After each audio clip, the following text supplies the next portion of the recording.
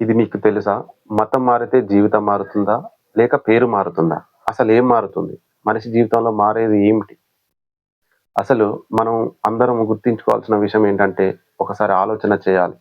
ఒక ఎస్సీ కులంలో పుట్టిన వ్యక్తి వేరే మతం వైపు అడుగులు వేయాల్సిన కర్మ కానీ, పరిస్థితి గానీ ఎందుకు వచ్చింది? ఎవరి వల్ల వచ్చింది? దేని వల్ల వచ్చింది? సమాజం వల్ల వచ్చిందా? లేక తోటి మనుషుల వల్ల వచ్చిందా? అనేది మనం ఎప్పుడైనా ఆలోచించామా? మన భారతదేశం ఎంతో చరిత్ర గల దేశం. ఇక్కడ అన్ని కులాలు, అన్ని వర్గాలు ఎన్నో కొట్లాటలతో, పొట్లాటలతో, పంచాయతీలతో వందల వేల సంవత్సరాల నుంచి జీవనం గడుపుతూనే ఉన్నారు ఇప్పటిదాకా. మరి ఎస్సీ కులంలోనే ఇంత వివక్షత ఎందుకుంది మన భారతదేశంలో? మన భారతదేశంలో చాలా రాష్ట్రాల్లో ఉన్న ఎస్సీల పైనే ఎందుకు దాడులు జరుగుతున్నాయి? వేరే వర్గాలపై ఎందుకు జరగడం లేదు? అనే విషయాన్ని ఎప్పుడైనా ఆలోచన చేశారా? లేదా? ఆ దాడులు జరగడం వల్లనే, ఆ అవమానాలు జరగడం వల్లనే వాళ్ళు వేరే మతం వైపు వెళ్ళడం జరుగుతుందని నేను భావిస్తున్నాను. ఎందుకంటే మనిషికి కావాల్సింది ప్రేమ, ఆప్యాయత, సమానత్వం.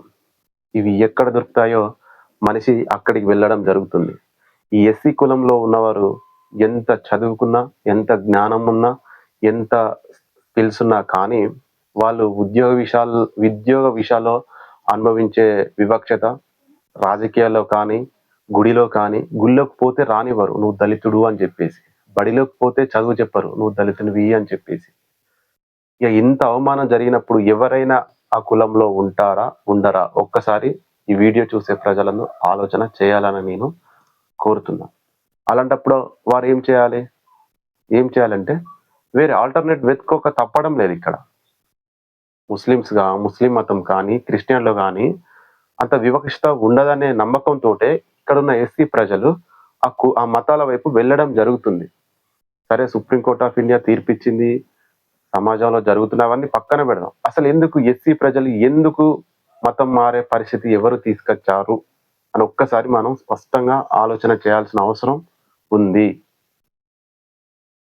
నేటికి మన దేశంలో కులం, మతం రాజ్యాన్ని ఏలుతున్నాయి. ఇది ఎవరు నమ్మినా నమ్మకపోయినా నగ్న సత్యం ఇది.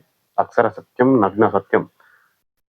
రాజకీయాలు వచ్చినప్పుడు కులం, మతం, ఉద్యోగం విషయంలో కులం, మతం, బడిలో కులం, మతం, ఎక్కడికి పోయినా ఈ కులం ఈ ఎస్సీ కులాలపైనే ఇంత వివక్షత. మరి వేరే కులం పైన ఉండదు. ఎందుకు ఉండదు?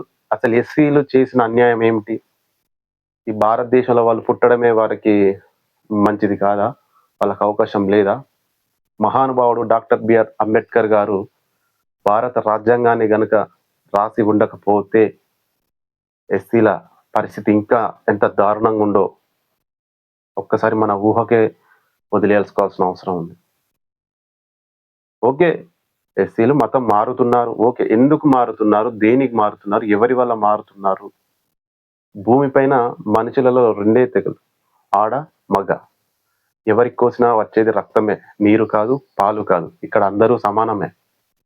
అసలు ఈ కులాలు ఎవరు సృష్టించారో, ఈ మతాలు ఎవరు సృష్టించారో, ఈ రెండు విషయాలు పక్కకు పెడితే మనమందరం మనుషులం. ఏదో మనకు తెలియకుండానే పుట్టాం, మనకు తెలియకుండానే చనిపోతాం.